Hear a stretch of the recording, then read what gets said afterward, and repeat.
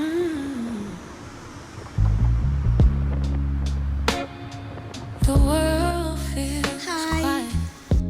namaku Rahelia Puspa Prambudi, biasa dipanggil Acel.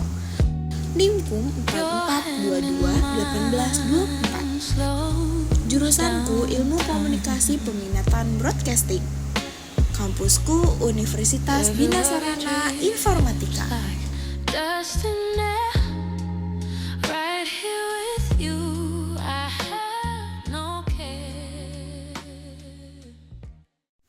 Halo semuanya, coba perhatikan situasi di sekitar saya sekarang. Kita berada di tengah-tengah urat-nadi transportasi kota besar. Suara gemuruh rel, langkah kaki yang terburu-buru, dan bunyi bip di gate masuk stasiun sudah menjadi background kehidupan kita setiap harinya. Teknologi modern bukan lagi sesuatu yang mewah atau jauh di masa depan. Cepat atau lambat, dampaknya terasa langsung oleh kita semua. Contoh yang paling nyata dan paling sering kita jumpai adalah sistem transportasi massal berbasis rel, MRT yang melaju cepat, LRT yang membelah jalur-jalur yang padat, serta KRL komuter lain yang setia mengantar jutaan mimpi masyarakat urban setiap harinya. Bagi kita, ini sudah menjadi rutinitas yang mekanis. Kita datang ke stasiun, tinggal tap kartu, masuk peron lalu duduk manis atau berdiri tegak sampai kita tiba di tujuan. Semuanya berjalan otomatis dan praktis. Tapi, pernah gak sih kalian berhenti sejenak di tengah kepanikan pagi hari, menarik nafas dalam-dalam, dan berpikir, apakah rel besi dan beton-beton besar ini murni sekedar alat angkut? Pernah gak kita mikir kalau di balik teknologi transportasi yang super canggih ini, sebenarnya ada pesan iman yang sangat mendalam tentang hubungan kita dengan Tuhan? Mari kita bedah bersama di atas rel-rel modern ini.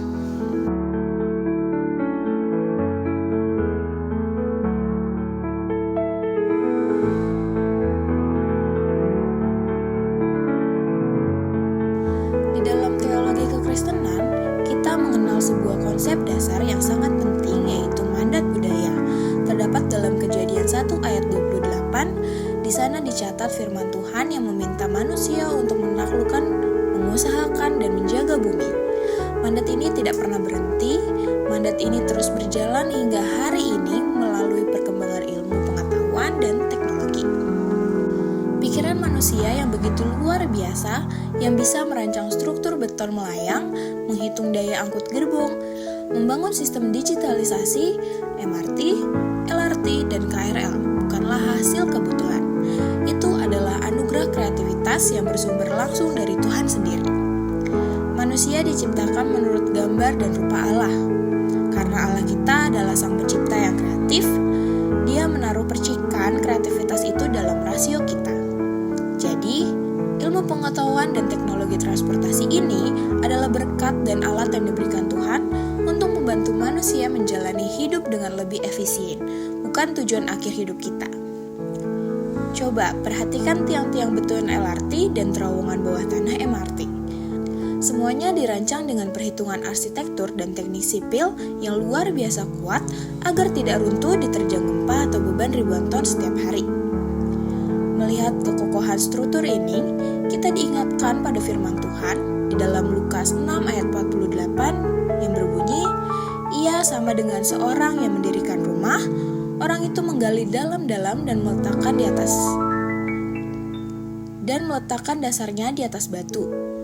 Ketika datang air bah dan banjir melanda rumah itu tidak dapat digoyahkan, karena rumah itu kokoh dibangun." Sebagai generasi muda Kristen, di era modern ini, kita seringkali dikepung oleh badai pengaruh luar, tren duniawi, dan tekanan hidup yang datang bertubi-tubi. Jika struktur fisik MRT dan LRT membutuhkan fondasi yang tertanam sangat dalam ke dalam bumi agar tetap kokoh saat kereta melaju kencang, nah dalam kehidupan rohani kita pun demikian.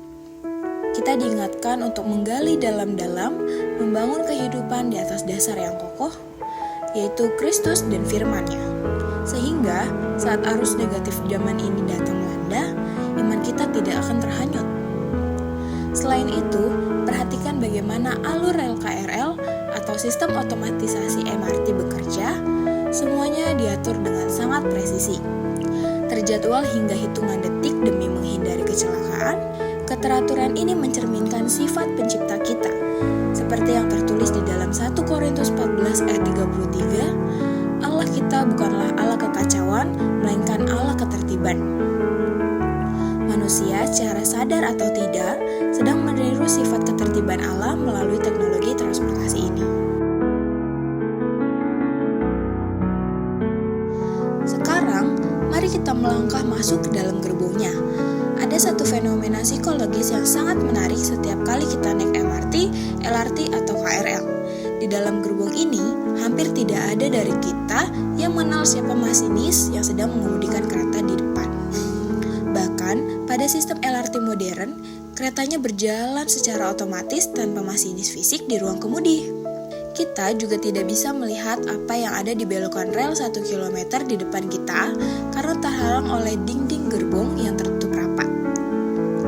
Tapi pertanyaannya, kenapa kita bisa duduk sangat tenang? Kenapa banyak penumpang yang bisa tertidur pulas, asyik bermain HP, atau mengobrol tanpa rasa takut gerbong ini akan keluar dari jalurnya? Jawabannya adalah karena kita memiliki trust, sebuah kepercayaan. Kita percaya pada reputasi sistem transportasi ini dan kita percaya pada kapasitas masinis atau sistem yang mengaturnya, meskipun kita tidak melihat mereka secara langsung dengan mata kita. Teman-teman, ini adalah analogi sempurna tentang apa itu iman Kristen. Dalam kitab Ibrani, yaitu di Ibrani 11 ayat 1, mendefinisikannya dengan sangat indah. Iman adalah dasar dari segala sesuatu yang kita harapkan dan bukti dari segala sesuatu yang tidak kita lihat. Dalam perjalanan hidup ini, kita seringkali cemas akan masa depan. Sebagai mahasiswa atau anak muda, kita mungkin cemas tentang masa depan karir kita, kelulusan kuliah, atau jalan hidup yang terasa buntu. Kita merasa seolah sedang berada di dalam gerbong kehidupan yang melaju sangat cepat. Tetapi pandangan kita ke depan terhalang oleh kabut ketidakpastian. Kita tidak tahu apa yang ada di belokan hidup kita tahun depan. Namun, pengalaman kita di dalam gerbong MRT ini memberikan tamparan rohani.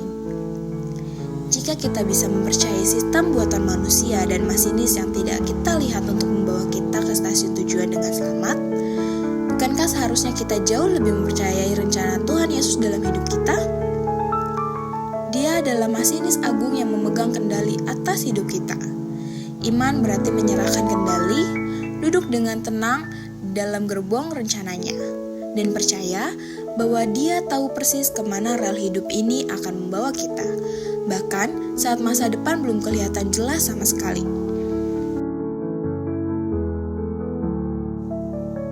Iman Kristen tidak pernah menjadi iman yang abstrak atau hanya tinggal di awang-awang.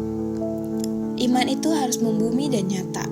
Sistem transportasi modern seperti KRL, MRT, dan juga LRT ini secara tidak langsung memaksa kita untuk hidup dan berinteraksi dalam sebuah komunitas urban yang sangat padat. Di dalam gerbong yang sempit, ruang personal kita menyusut. Kita berdiri berdekatan dan bergarisan langsung dengan orang-orang dari berbagai latar belakang yang berbeda. Disinilah justru iman kita diuji secara praktis.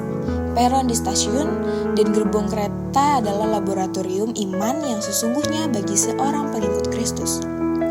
Di tempat inilah, buah-buah roh kita diuji melalui tindakan sederhana sehari-hari.